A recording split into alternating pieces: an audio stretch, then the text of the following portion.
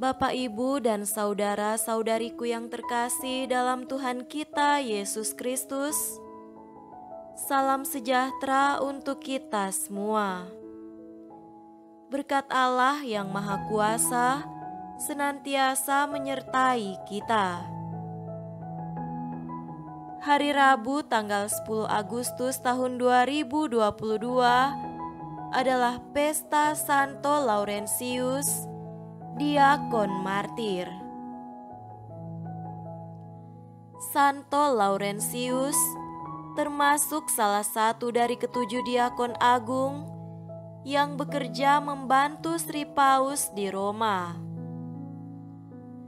Oleh Paus Sixtus II, Laurentius diberi tugas mengurus harta kekayaan gereja dan membagi-bagikan derma kepada para fakir miskin di seluruh kota Roma.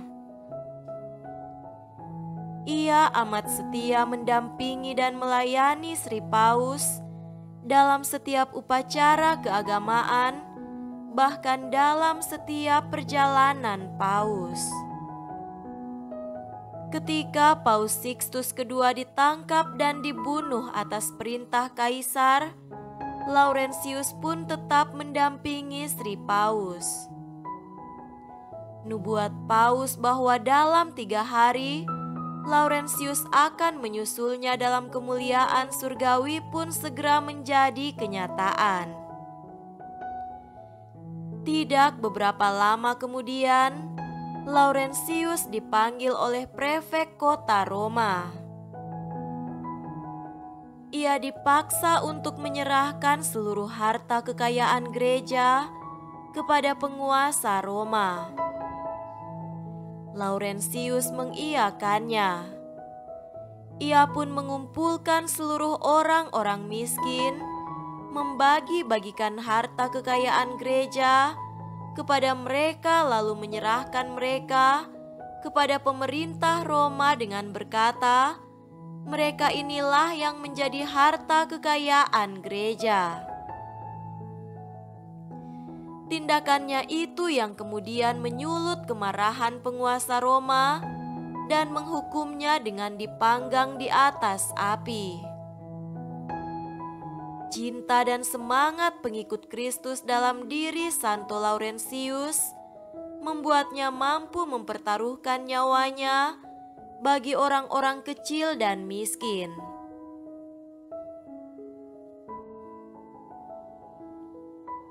Marilah kita mendengarkan dan merenungkan bacaan-bacaan kitab suci. Bacaan pertama dari surat kedua Rasul Paulus kepada jemaat di Korintus, pasal 9 ayat 6 sampai 10.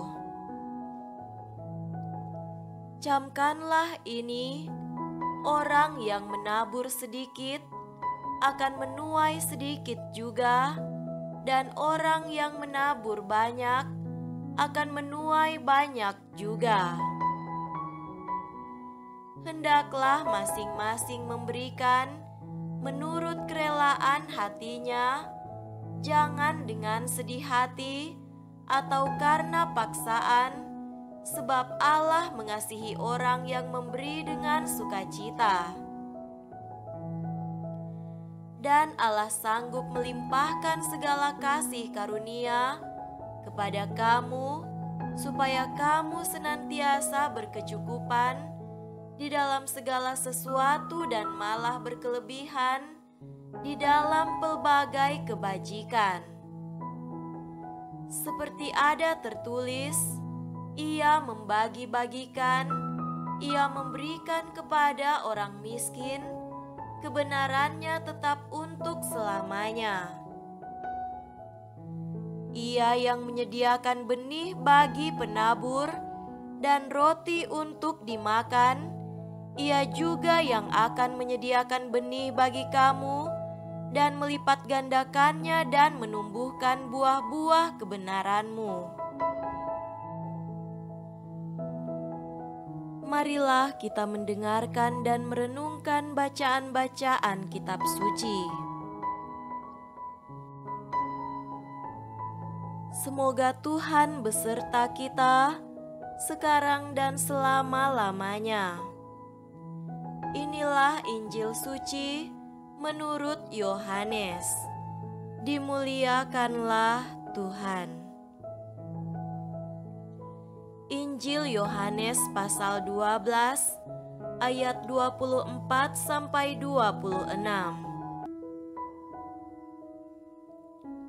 Aku berkata kepadamu, sesungguhnya jikalau biji gandum tidak jatuh ke dalam tanah dan mati, ia tetap satu biji saja.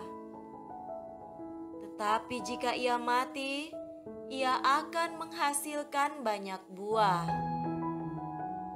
Barang siapa mencintai nyawanya, ia akan kehilangan nyawanya.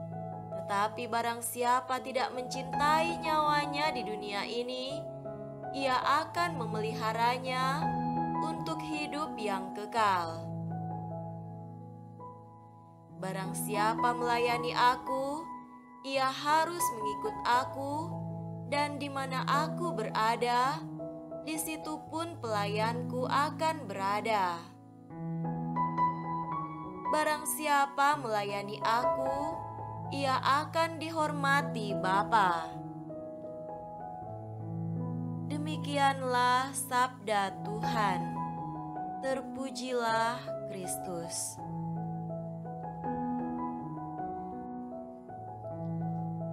Saudara-saudariku yang terkasih dalam Tuhan kita Yesus Kristus, tema renungan kita pada hari ini adalah mati yang mendatangkan hidup.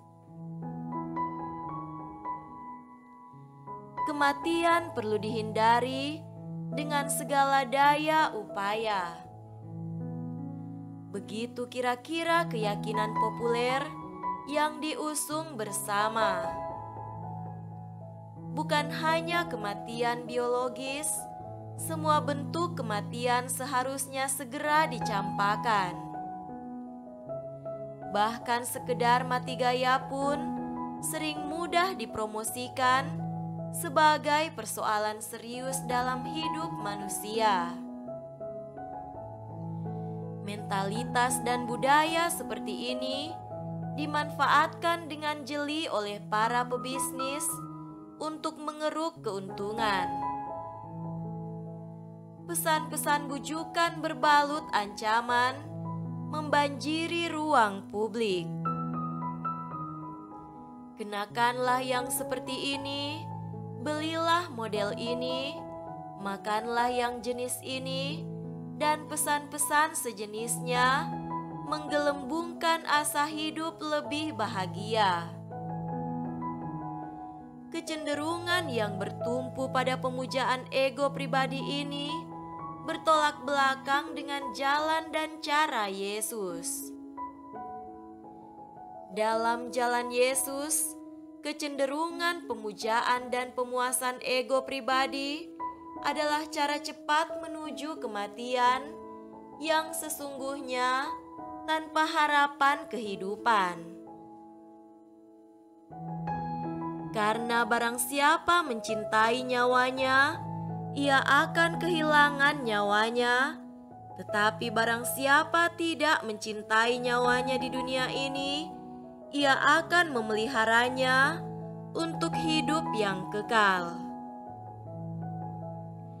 Yesus membuktikan kebenaran dan keampuhan jalan ini melalui sengsara, wafat, dan kebangkitannya sendiri. Dialah biji gandum sejati yang telah mati, ditanam atau dikuburkan, dan bangkit menghasilkan buah yang berlimpah. Tentu saja Yesus tidak bermaksud mengawetkan dan menyimpan contoh ini sebagai sekedar album kenangan untuk dikagumi. Ia mendorong dan mengharapkan semua pengikutnya untuk mewarisi jalan biji gandum yang mati untuk menghasilkan banyak buah ini. Dengan demikian, semua murid Yesus diundang untuk mati supaya dapat lahir kembali.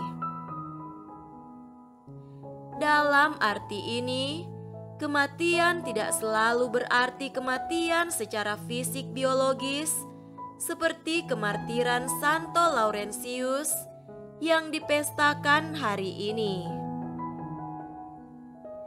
Sebagian besar kita, para pengikut Yesus, tidak harus menghadapi kematian seperti yang terjadi pada Santo Laurentius.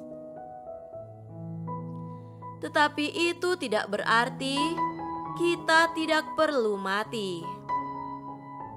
Semua murid Yesus perlu mati, yaitu dengan menyalibkan semua hal dan kecenderungan di dalam diri kita yang bertentangan dengan kehendak Allah dan membiarkan rancangan dan rencana Allah menuntun hidup kita.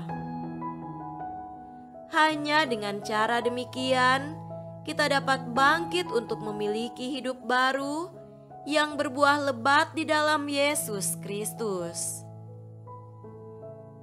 Semoga demikian. Amin.